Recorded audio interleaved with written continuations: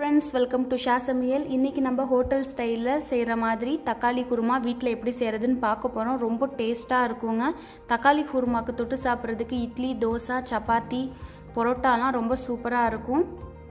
ரெசிபிக்குள்ள போறதுக்கு முன்னாடி ஷா சமையலுக்கு இன்னும் நீங்க சப்ஸ்கிரைப் செய்யலனா ரெட் கலர் சப்ஸ்கிரைப் பட்டனை பிரஸ் பண்ணிடுங்க. பக்கத்துல இருக்கிற பெல் ஐகானையும் பிரஸ் பண்ணிடுங்க. உடனுக்குடன் எங்க அப்டேட்ஸ் எல்லாம் உங்களுக்கு கிடைச்சிரும். இந்த ரெசிபி பிடிச்சிருந்துச்சுனா லைக் கொடுத்துருங்க. தக்காளி குருமா செய்யறதுக்கு முதல்ல நம்ம பேஸ்ட் ரெடி பண்ணிக்கலாம். நான் ஒரு பச்சை மிளகா, 1 இன்ச் பட்டை, 2 ஏலக்காய், 2 கிராம்பு, 1 டீஸ்பூன் அளவு சோம்பு, 3 முந்திரி பருப்பு எடுத்துருக்கேங்க. உங்கள் வீட்டில் முந்திரி பருப்பு இல்லைன்னா நீங்கள் 1 டேபிள் ஸ்பூன் அளவு பொட்டுக்கடலை சேர்த்துக்கலாம். இதெல்லாம் சேர்த்துக்கலாம் மிக்சர் ஜாரில். இப்போது 1/4 கப் அளவு தேங்காய் சேர்த்துருக்கேன். இதை சேர்த்து நல்லா பேஸ்ட்டாக அரைச்சிக்கலாம். இந்த மாதிரி நைஸாக அரைச்சிக்கோங்க. இப்போ ஒரு பேனில் 3 டேபிள் ஸ்பூன் அளவு எண்ணெய் ஊற்றி ஸ்டவ்வை மிதமான சூட்டில் வச்சுக்கோங்க. எண்ணெய் நல்லா சூடானதும் ஒரு வெங்காயத்தை நீட்டி நீட்டமாக கட் பண்ணியிருக்கேங்க. அதை சேர்த்துக்கோங்க.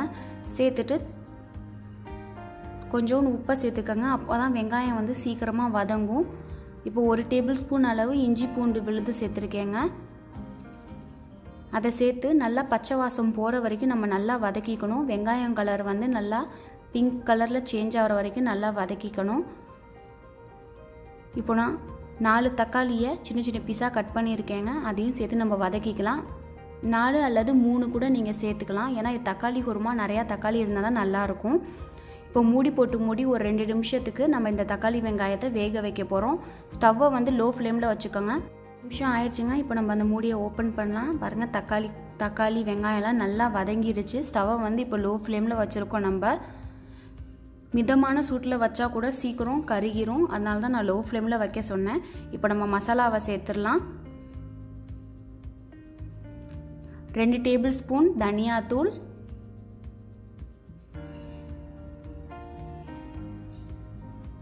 1/2 டீஸ்பூன் மிளகாத்தூள்,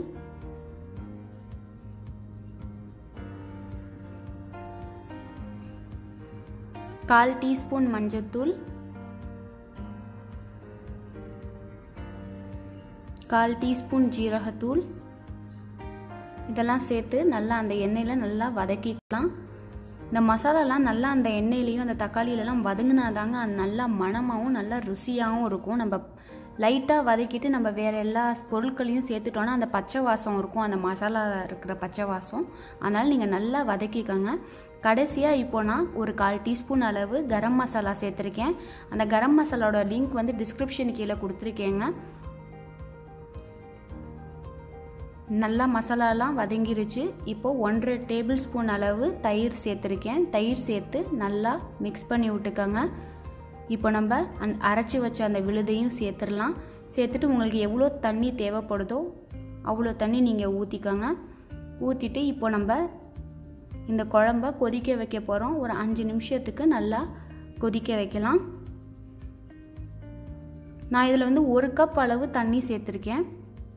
நிமிஷம் ஆயிடுச்சுங்க. இப்போ நம்மளோட தக்காளி குருமா ரெடி ஆயிடுச்சு. பாருங்கள், எண்ணெயெல்லாம் மேலே மிதங்க ஆரம்பிச்சிருச்சு. இப்போ கடைசியாக கொஞ்சோண்டு கொத்தமல்லி இலையை கட் பண்ணி மேலே ஸ்ப்ரெட் பண்ணி விட்டுக்கலாம். ஸ்ப்ரெட் பண்ணி விட்டு நல்லா மிக்ஸ் பண்ணிடுங்க. நீங்கள் இந்த ஸ்டேஜில் உப்பு கரெக்டாக இருக்கான்னு செக் பண்ணி பார்த்துக்குங்க. உப்பு குறைவாக இருந்துச்சுன்னா நீங்கள் கொஞ்சம் சேர்த்துக்கலாம். நம்மளோட ஈஸியான டேஸ்டியான ஹோட்டல் ஸ்டைலில் தக்காளி குருமா ரெடி ஆகிடுச்சு. கண்டிப்பாக இந்த ரெசிபியை நீங்கள் வீட்டில் ட்ரை பண்ணி பாருங்கள். ரொம்ப ஈஸியாக நம்ம வீட்டில் செஞ்சலாம். ரொம்ப டேஸ்டியாகவும் இருக்கும்.